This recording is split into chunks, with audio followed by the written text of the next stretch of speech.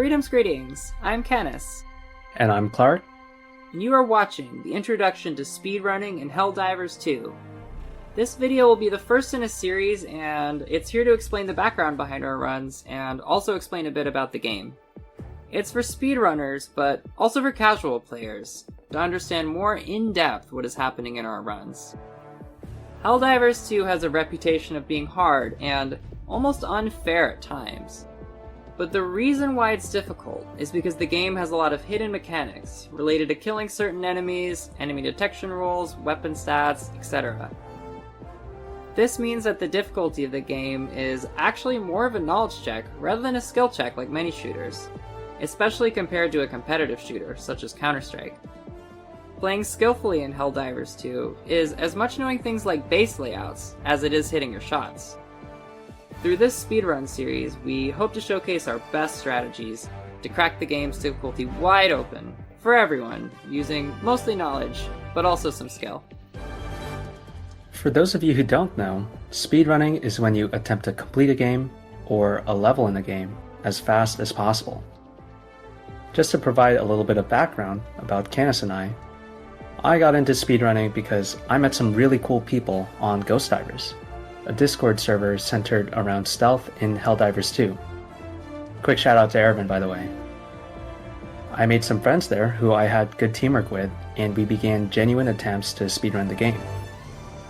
Later on, we made a server to coordinate when to get on and play together. That server was called Blitz Divers. I met Clark through Ghost Divers, and he introduced me to the rest of the Blitz Divers. They helped show me the ropes of speedrunning, and we ended up getting a world record for Sabotage Airbase the very first time we played together. I had wanted to try speedrunning for a while, and it felt like I'd finally found my game with Helldivers 2. Before we get into the background of our runs, we're just going to establish the basics of the categories our speedruns fall into. This is because our approach and tactics used in our videos change based on the category. Currently, there are 3 main categories within the Helldivers 2 speedrunning community. Any %, where you complete the main objective and exhaust your reinforcements to complete the mission. Extract %, where you complete the mission and extract. And 100%, where you complete the mission, full clear the map, and by that I mean where you destroy all outposts and complete all side objectives, and then you extract. And on top of that, there are also challenge categories like extract % deathless and 100% deathless, and they change how you play the game because you can't use some common strategies like suiciding so your team may reposition you elsewhere, like to get to extraction faster. Outside of the scope of speedrunning, there are also other types of challenge runs, and that is because speed is just one metric for skill and efficiency in a video game. But it's simple and quantifiable, so it's useful. The scope of this series will mostly cover the 100% deathless speedrunning category. When we started speedrunning, the first thing we did was develop a plan.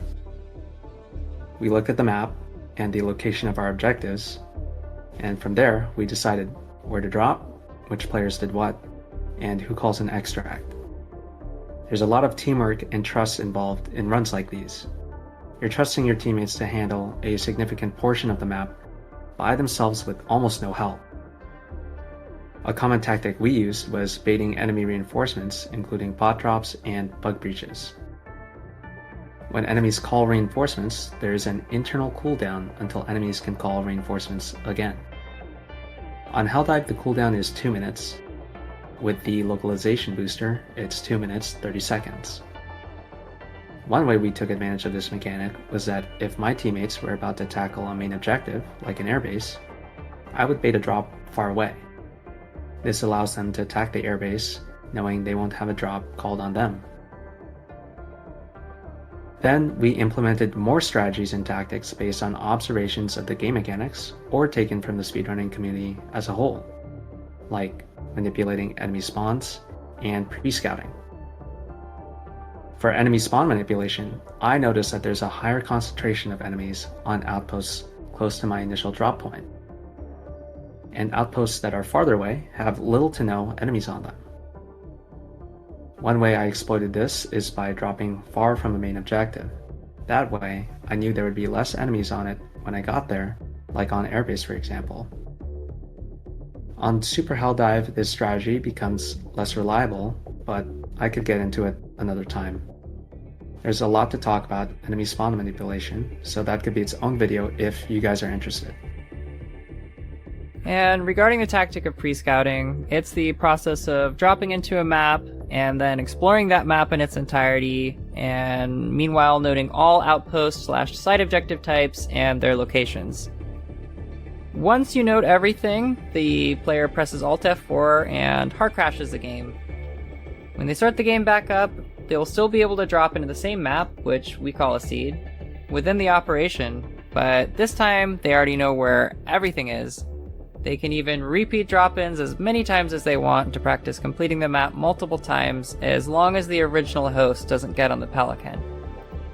Now, the reason that we do this is not to make the game easier, but because it improves reliability by making the map more consistent in terms of both size and length. Not all Helldivers 2 maps are created equally, since the number of medium and light outposts to destroy can vary, and certain side objectives can simply take way longer to complete than others. Additionally, having knowledge of the map can eliminate the randomness that's inherent in choosing where to initially land and where to move after that. When you don't know where to go, you might get a fast time just by chance. However, you can also get unlucky and end up losing several minutes by taking a suboptimal route. Over time, the Helldivers community has developed ways to exploit certain game mechanics, which now leads to our current overarching strategy. Basically, how do we speedrun Helldivers? The answer is half through planning and half through execution. So first we need to find a good map for speedrunning. But before we even look at that map, we have to make sure we pick a good planet biome and good operational modifiers. For planet biome, we're looking for a planet with good visibility, and usually no extreme heat either. So the ice biome, desert biome, moon biome, highlands biome, and the jungle biome all work. For operational modifiers, mostly everything is on the table, but some modifiers are definitely more preferable than others. However, the main one that we don't want is complex stratagem plotting, because it increases the call-in time for the Pelican by approximately 1 minute. If we're playing casually, that's not really a big deal, but 1 minute is significant in speedrunning. Now, finally, let's take a look at the map layout.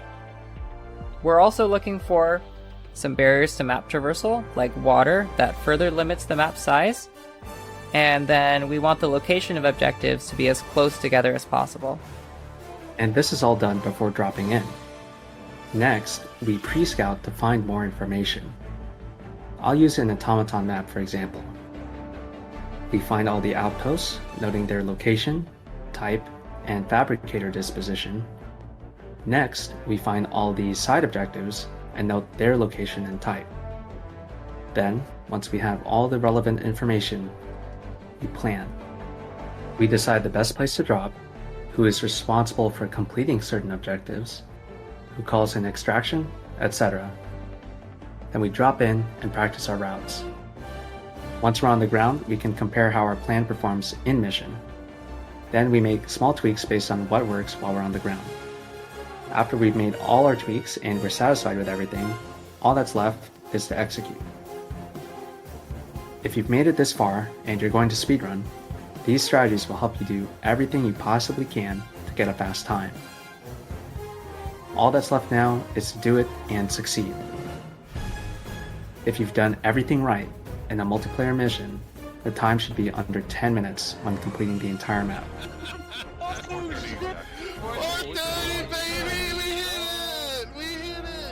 Congrats, you might have gotten a world record.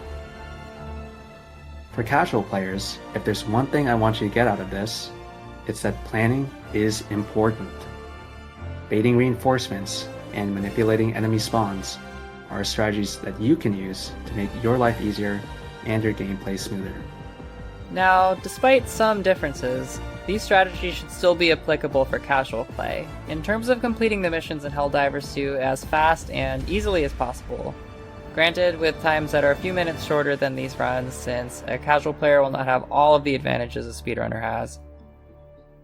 That being said, given that Helldivers 2 is a live service game, it is likely that the strategies available to the player will continue to evolve as more patches are released, so that might make some of the strategies featured here less and less relevant over time. So that's it for this video, and we will see you in our next mission, Helldivers.